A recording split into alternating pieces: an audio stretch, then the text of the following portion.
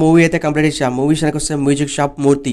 స్టోరీలోకి వెళ్ళే ముందు ఒక లైక్ సబ్స్క్రైబ్ కొట్టండి. మన మూర్తి ఒక పల్లెటూరులో ఆడియో క్యాసెట్లు అమ్ముకుంటూ ఉంటాడు. మూర్తికి పాటలు అంటే చాలా ఇష్టం.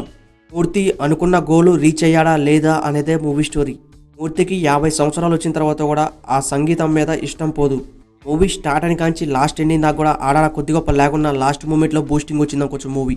ఈ మూవీ స్టోరీని మీరు చాలా సినిమాల్లో చూశారని అనుకోవచ్చు. మూవీలో కామెడీ అలాగే సెంటిమెంట్ మటుకు వేరే లెవెల్లో పండింది అనుకోవచ్చు. ఈ మూవీలో బిగ్గెస్ట్ పిల్లర్ ఊరం కొట్టే మూర్తి అనుకోవచ్చు. డైరెక్టర్ స్టోరీని బాగా హ్యాండిల్ చేసింది అనుకోవచ్చు ఈ మూవీకి. ఈ మూవీలో సాంగ్స్ ఉన్నాయి కానీ అంతగా వర్కౌట్ కాలే.